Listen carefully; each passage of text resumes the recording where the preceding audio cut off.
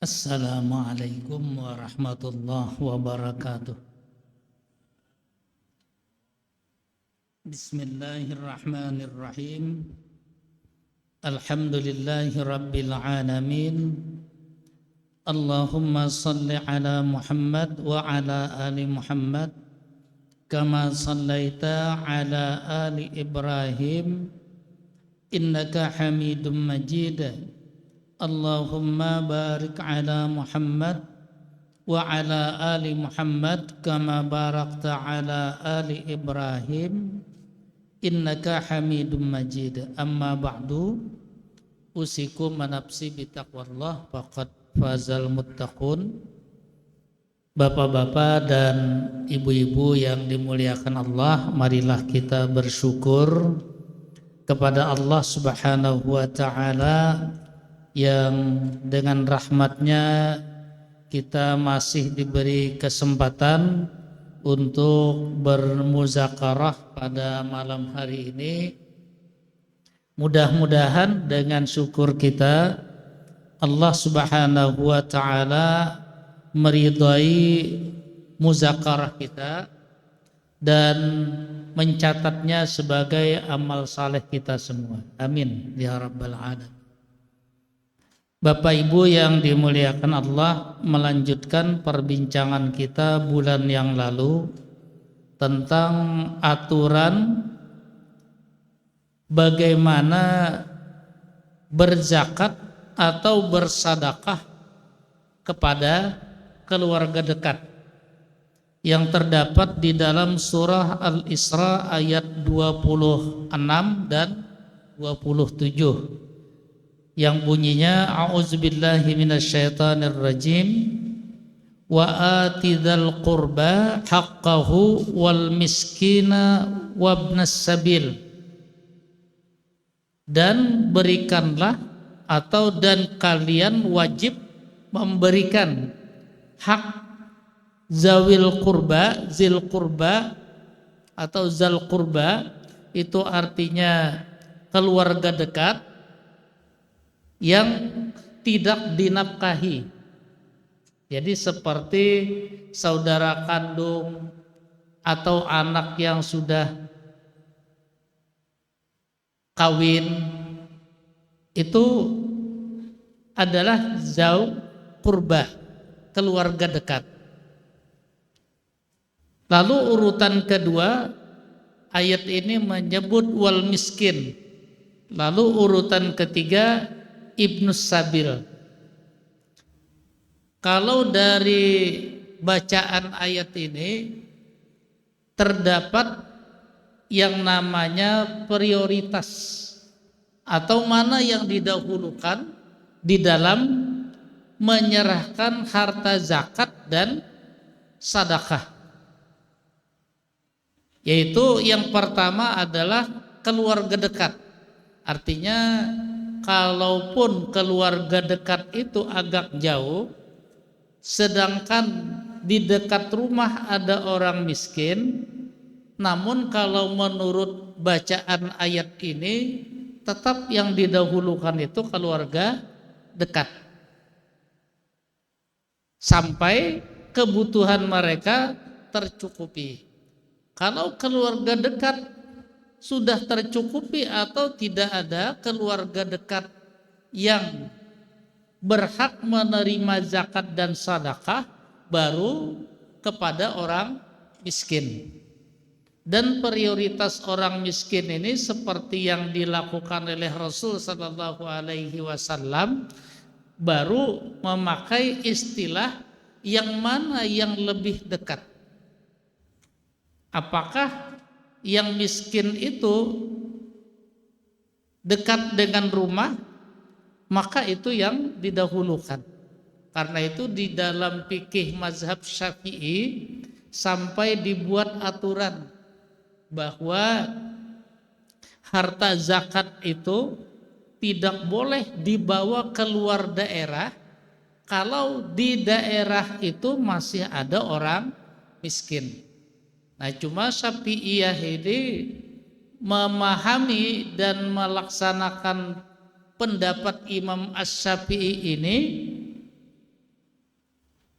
bisa dikatakan terlalu terlalu ketat, sehingga kalau umpamanya dia tinggal di Banjarmasin, keluarganya banyak di hulu sungai, dan yang di hulu sungai itu keluarga dekat seperti saudara atau paman atau bibi, dan mereka miskin, kalau menurut urutan ayat surah Al-Isra nomor 26 tadi, yang didahulukan keluarga dekat meskipun mereka ada di hulu sungai. Namun dalam praktek mazhab Syafi'i, jadi bukan Syafi'i tapi praktek mazhab Syafi'i, mereka tidak mau kalau di Banjarmasin masih ada orang miskin. Nah, jadi keluarga dekat di sana malah di nomor duakan. Itu pendapat dalam mazhab Syafi'i. Mazhab Syafi'i itu artinya para pengikut Syafi'i yang kadang-kadang berbeda dengan apa yang dilakukan oleh Imam Asy-Syafi'i sendiri. Nah, tentunya kalau kita ingin mengikuti urutan dalam ayat 26 surah Al-Isra tadi, maka tetap yang didahulukan adalah keluarga dekat meskipun mereka berada jauh. Kalau yang jauh keluarga dekat itu sudah terpenuhi, baru orang miskin. Nah, orang miskin ini yang benar menurut Imam Asy-Syafi'i, yang lebih dekat dengan rumah itu yang didahulukan daripada orang miskin yang jauh. Lalu urutan ketiga Ibnu Sabil. Sering diterjemahkan Ibnu Sabil ini musafir. Cuma terjemahan ini belum lengkap. Kalau lengkapnya itu, Ibnu Sabil itu artinya adalah musafir yang kehabisan bekal, sehingga tidak bisa pulang ke kampungnya.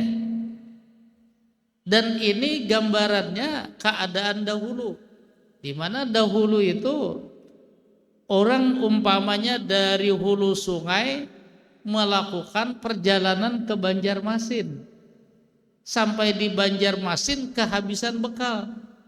Sekarang meskipun jaraknya sangat jauh, namun orang bisa menghubungi keluarga yang di hulu sungai, minta kirimi duit untuk pulang. Dan sekarang pun mengirim duitnya bisa sangat cepat, karena khususnya bagi orang-orang yang memakai aplikasi m-banking, dalam hitungan detik sudah bisa mengirimi duit. Nah, maka yang seperti ini sudah tidak masuk Ibnu Sabil. Jadi meskipun dia musafir dan dia kehabisan bekal. Beda dengan dahulu, orang umpamanya dari Madinah saja melakukan perjalanan sampai umpamanya ke daerah Badar.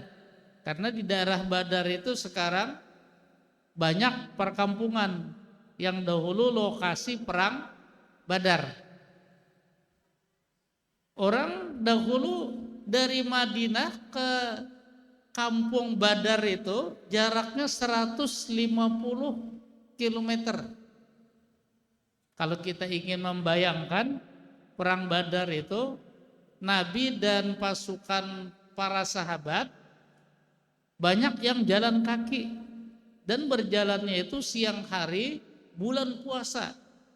Biasanya bulan puasa kalau di Saudi itu rata-rata musim panas, dan panasnya di atas 40 derajat. Maka kalau kita membayangkan bagaimana kuatnya orang dahulu demi berjihad sampai berjalan kaki 150 km di siang hari bulan puasa. Sehingga kata cerita hadis itu, supaya tidak terlalu kelelahan, maka yang punya kuda itu bergantian naik kudanya dengan yang berjalan. Jadi kalau yang berjalan ini sudah kelelahan, yang punya kuda turun, dia yang berjalan, yang tadinya kelelahan berjalan naik kuda atau naik unta. Jadi selalu begitu. Itu bayangan orang dahulu. Dan dahulu itu meskipun dari Madinah ke Badar, tetapi tidak bisa menghubungi. Jadi kalau orang berjalan musafir ke Badar lalu kehabisan bekal di sana, tidak bisa menghubungi keluarga yang di Madinah. Akibatnya mereka hidup terlantar. Nah, itulah yang disebut dengan Ibnu Sabil. Jadi tidak selalu asal musafir, tetapi ada kelengkapan terjemahannya, musafir yang kehabisan bekal dan tidak bisa menghubungi keluarga untuk dikirimi tambahan bekal. Nah, itu baru disebut dia berhak diberi zakat atau sedekah. Nah, jadi ini skala prioritasnya, urutan-urutannya kalau menurut ayat Al-Quran. Kemudian yang kedua, aturan di dalam surah Al-Isra ayat 26 ini adalah tidak boleh sedekah dan zakat itu akan menjadi mubazir. Nah, mubazir itu maksudnya digunakan untuk hal yang sia-sia. Umpamanya, ayo kita ke Jakarta merayakan malam 1 Januari. Karena dia tahu keluarganya ini umpamanya tidak pernah ke Jakarta, ayo nanti dibelikan tiket. Kalau membelikan tiket itu sebagai sedekah, maka menurut surah Al-Isra nomor 26 ini itu bisa nanti disebut mubazir. Karena yang pertama, menurut Islam 1 Januari itu bukan tahun baru. Karena itu kalau ulun pribadi terus terang tidak berani berdoa di malam 1 Januari dengan menyebut doa awal tahun. Kenapa tidak berani? Takut kalau nanti di akhirat ditanya dan itu pasti tidak terlewatkan oleh Allah.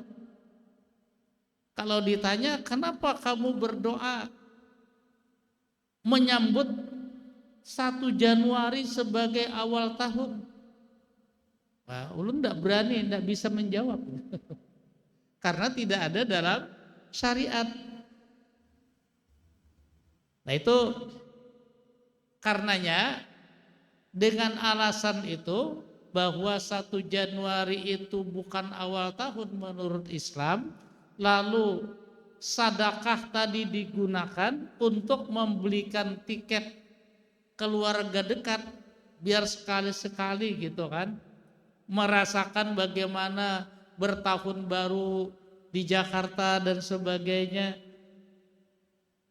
Takut itu nanti dicatat sebagai sedekah yang mubazir. Padahal di akhir surah Al-Isra 26 itu Allah sudah mengingatkan wala tubadzir tabzira, dan janganlah sedekah atau zakat itu dijadikan sebagai harta yang mubazir, yang digunakan secara sia-sia, tidak sesuai dengan syariat Islam. Bapak Ibu yang dimuliakan Allah, itu aturannya. Namun terkadang bisa jadi ada kendala. Ketika umpamanya menurut surah At-Taubah ayat 60 bahwa yang diberi zakat atau sedekah itu adalah orang yang paling memerlukan. Sehingga disebut a'udzubillahi minasyaitonirrajim, innamas sadaqatu lil fuqara, bahwa zakat dan sedekah itu didahulukan fuqara. Fuqara itu disepakati semua ahli tafsir orang yang paling banyak kekurangan untuk kebutuhan hidup. Jadi dia lebih mendahulukan, lebih banyak memerlukan. Baru wal miskin. Seperti yang sudah pernah ulun sampaikan, menurut para ahli tafsir dan ahli fikih, beda fakir dan miskin itu kalau kekurangan biaya harian atau bulanannya sampai 50% itu namanya fakir. Tapi kalau kurang dari 50%, umpamanya 25% kurangnya, itu disebut miskin. Dan surah At-Taubah 60 ini mendahulukan yang fakir dari yang miskin. Maksudnya bahwa yang didahulukan itu orang yang lebih memerlukan. Sebab biasanya kalau orang itu kekurangannya 50% atau lebih dari 50%, itu pasti lebih memerlukan daripada yang kekurangannya cuma 30% atau kurang. Itu hitungan menurut surah At-Taubah ayat 60. Jadi ketika seperti ini bisa jadi suatu saat ada keluarga dekat tapi dia tergolong miskin. Sebaliknya ada tetangga dia termasuk yang fakir. Maka sekalipun tadi surah Al-Isra 26 mendahulukan keluarga dekat, tapi karena yang paling utama menurut surah At-Taubah 60 itu siapa yang paling banyak memerlukan, itu yang didahulukan karena fakir. Maka dalam hal ini menurut para ahli fikih dan ahli tafsir yang didahulukan tetangga yang fakir kalau keluarga dekat itu miskin. Ini aturannya. Tetapi sering terjadi kendala karena kalau tetangga diberi lalu keluarga dekat yang miskin ini diberinya lebih sedikit karena keperluan kekurangannya juga lebih sedikit, bisa jadi keluarga ini ngomel. Biasanya aja tahun tadi kadesa ini, nah itu kan. Makanya tahun tadi biasanya memberi 1.000.000, kenapa tahun ini cuma 500? Itu bisa terjadi karena yang 1.000.000 itu untuk tetangga yang fakir, yang 500 untuk keluarga dekat yang miskin. Maka kalau terjadi seperti itu, surah Al-Isra ayat 28 memberikan tuntunan, bunyinya a'udzubillahi minasyaitonirrajim. Wa imma tu'ridanna anhum ibtigha'a rahmatin mir rabbika faqul lahum qawlan maysura. Wa imma tu'ridanna anhum, itu kalau diterjemahkan menurut Ibnu Katsir, salah seorang ahli tafsir salafi yang dijadikan banyak rujukan, kalau kamu wahai orang-orang yang berzakat dan bersedekah tidak memberi kepada yang biasanya diberi zakat atau sedekah, atau memberinya lebih sedikit daripada biasanya, itu tu'ridanna anhum.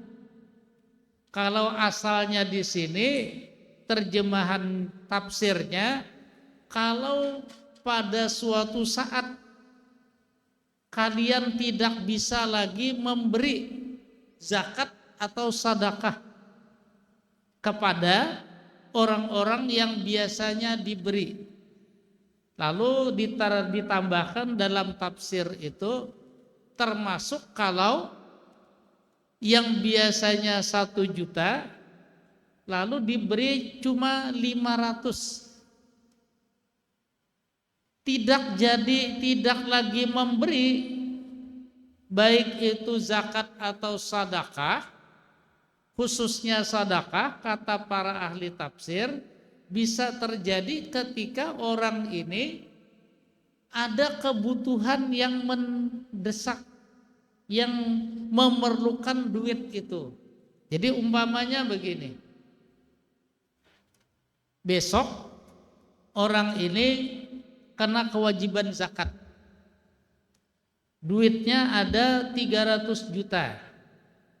Mestinya dengan 300 juta dia harus berzakat sebanyak 2,5%. Jadi 7.500.000. Tiba-tiba besok harus mengeluarkan 7.500.000. Waktunya itu sampai maghrib malam besok, itu batas waktunya. Ternyata pagi hari besok itu dia memerlukan untuk kebutuhannya yang tidak bisa dihindari uang sebanyak 300 juta. Sehingga dengan uang 300 juta yang itu harus dia keluarkan, dia tidak bisa lagi berzakat pada siang hari itu. Orang ini kalau menurut aturan zakat gugur kewajiban zakatnya. Karena kewajiban zakat itu sampai habis waktu asar besok, ternyata paginya besok itu dia membutuhkan uang sebanyak 300 juta. Mestinya dia berzakat 7.500.000, tapi kalau dia keluarkan zakatnya, uang dia tinggal sebanyak 292.500.000. Padahal yang dia perlukan pas 300 juta. Maka orang yang seperti ini kewajiban zakatnya hari itu gugur, yang berakibat tetangga atau keluarga yang biasa dia beri tidak jadi diberi. Maka apakah tetangga atau keluarga yang mestinya akan diberi itu ngomel atau tidak ngomel? Menurut surah Al-Isra ayat 28, yang berzakat ini disuruh oleh Allah untuk mengucapkan kepada yang biasa diberi zakat itu. Apa yang diucapkan? Faqul lahum qaulam maisura. Maka kalian harus mengucapkan, kalau mengikuti bunyi ayat ini, wajib bagi yang berzakat dan tidak jadi berzakat untuk mengucapkan. Nah, jadi mengucapkannya itu wajib qaulam maisura. Ibnu Katsir dan para ahli tafsir yang lain mengatakan qaulam maisura itu ucapan yang sederhana, mudah dipahami, tidak menyinggung perasaan, itu qaulam maisura.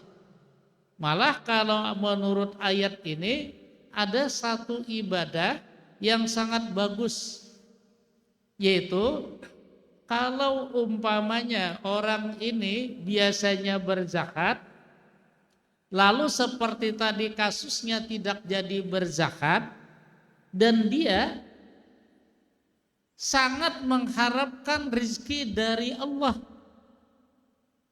Umpamanya, ya Allah, hari ini hamba tidak bisa berzakat karena uang 300 juta harus hamba gunakan untuk kebutuhan hamba. Maka ya Allah, hamba berharap besok-besok Engkau memberi hamba rezeki yang lebih banyak supaya tetap bisa berzakat. Itu kalau bahasa di surah Al-Isra 28 ini bunyinya adalah ibtigha'a rahmatim mir rabbika tarjuha, mengharapkan rahmat dari Allah yang sangat diinginkan. Ibtigha'a rahmatim mir rabbika. Ibtigha itu berdoa memohon rahmat mir rabbika dari Tuhanmu, tarjuha yang sangat engkau harapkan diberikan oleh Allah. Nah, jadi menurut ayat ini orang yang tidak bisa berzakat, padahal tadi biasanya dia selalu berzakat, atau tidak bisa bersedekah padahal dia termasuk yang rajin bersedekah, karena mungkin uangnya tidak ada lagi atau dia sangat membutuhkan uang itu, oleh Allah di ayat ini diajari ibadah. Ibadahnya adalah berdoa mengharap rezeki dari Allah supaya bisa berzakat dan bersedekah. Jadi makanya tadi kalau di bahasa kita kan doa itu, ya Allah berilah hamba rezeki sehingga hamba kembali bisa berzakat dan bisa bersedekah. Itu dianjurkan oleh ayat ini sebagai suatu ibadah. Jadi semata berdoa seperti itu jadi ibadah. Maka kalau menurut Ibnu Katsir, qaulam maisura itu yang diucapkan kepada yang tadinya biasa diberi zakat tapi tahun ini tidak bisa diberi zakat atau sedekah adalah, maaf, tahun ini tidak bisa memberi zakat atau sedekah. Mudah-mudahan di masa yang akan datang Allah memberi rezeki yang lebih banyak sehingga aku bisa bersedekah dan berzakat kembali kepadamu. Nah, begitu. Itu kalau susunan bahasa ibadah doanya menurut ahli tafsir yang bernama Ibnu Katsir. Jadi itu yang diucapkan, yang disebut dengan faqul lahum qaulam maisura. Maka ucapkanlah kepada yang biasa diberi zakat dan sedekah ini ucapan yang maisura. Tentunya yang seperti ini bukan harus seperti itu bahasanya. Karena kalau menurut surah Al-Baqarah ayat 263, a'udzubillahi minasyaitonirrajim, qaulum ma'rufun wa maghfiratun khairum min sadaqati yatba'uha adza. Ucapan yang ma'ruf, Allah sengaja memakai bahasa ma'ruf. Kalau di terjemahan Al-Quran biasanya ma'ruf itu disebut baik. Jadi qaulum ma'ruf itu ucapan yang baik.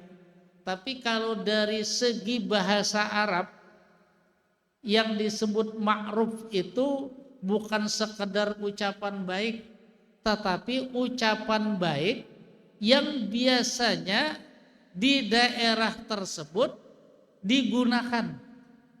Jadi ada terkait dengan kebiasaan. Umpamanya di Banjar ini qaulum ma'ruf itu seperti ungkapan mohon maaflah ya, tahun ini kada kawana berzakat. Itu kalau ma'rufnya di Banjarmasin. Ada biasanya tambahan diawali dengan mohon maaf. Padahal tidak ada kesalahan apa-apa. Sehingga mungkin di tempat lain tidak memakai bahasa mohon maaf. Tapi bisa jadi yang dipakai tahun ini nggak bisa berzakat lah. Umpamanya seperti itu. Nah, jadi yang penting ucapan itu adalah yang biasanya dipakai di tempat itu ketika tidak jadi memberi seseorang. Bagaimana di daerah itu biasanya ucapan yang dipakai itulah yang dipakai. Jadi tidak selalu seperti yang dikatakan oleh Ibnu Katsir tadi. Yang penting ucapan itu dikenal baik dan dirasa baik di daerah tersebut. Nah, Bapak Ibu yang dimuliakan Allah, itu qaulun ma'ruf. Jadi kalau menurut Al-Baqarah 263 ini, ucapan yang baik yang biasanya digunakan di daerah itu ketika tidak bisa berzakat atau bersadakah, itu jauh lebih baik daripada sadakah atau zakat yang diiringi dengan aza. Aza itu artinya menyakiti yang menerima zakat atau sadakah. Nah, kami zakat tahun ini seanu aja lah. Nah, umpamanya seperti itu. Sebab itu bisa dirasakan menyinggung oleh yang menerima zakat atau sedekah. Jadi itu perintah dalam Al-Qur'an. Apabila orang ini tidak berzakat atau bersedekah kepada yang biasanya. Karena pengalaman ulun sendiri sering seperti itu. Ketika keluarga itu selama beberapa tahun berturut-turut selalu diberi zakat dan sedekah, ternyata untuk tahun itu dia sudah tidak termasuk yang berhak menerima zakat atau sedekah.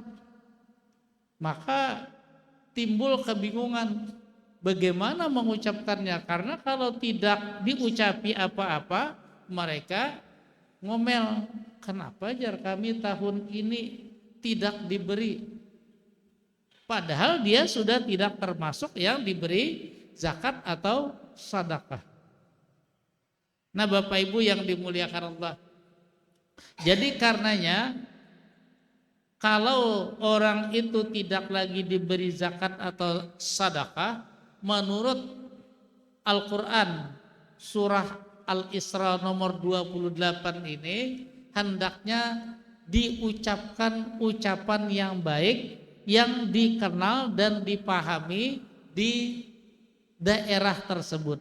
Dan ini bisa tidak sama antara satu daerah dengan daerah lain. Dan ini oleh para ahli tafsir disebut sebagai adab yang diajarkan Nabi. Jadi tidak sekedar dilewati begitu aja, tetapi adabnya adalah ada ucapan yang disampaikan kepada orang yang tidak lagi diberi zakat atau sedekah tersebut. Karena dikhawatirkan ketika dilihat keadaannya sudah tidak lagi termasuk orang yang berhak diberi zakat atau sedekah, lalu dilewatkan begitu saja. Ternyata adab nabawi, adab yang diajarkan Nabi tidak seperti itu. Tetapi ikutilah dengan ucapan yang ma'ruf tadi, yang baik dan sesuai dengan yang biasa dipakai, diucapkan di daerah tersebut. Ini aturan-aturan yang disebutkan oleh Allah tentang berzakat dan bersedekah kepada entah keluarga, entah orang miskin atau ibnu sabil tadi, dengan urutan seperti itu. Nah, Bapak Ibu yang dimuliakan Allah, tujuan dari Allah memerintahkan pengucapan itu tadi ketika tidak lagi memberi zakat kepada seseorang itu semata-mata supaya orang tersebut terbiasa berucap dengan ucapan yang bagus. Jadi hanya itu, membiasakan diri seseorang untuk selalu berucap, bersuara, mengatakan sesuatu dengan ucapan-ucapan yang bagus. Maka Allah memberikan latihan ketika menghadapi orang yang tidak lagi diberi zakat atau sedekah. Jadi itu latihannya.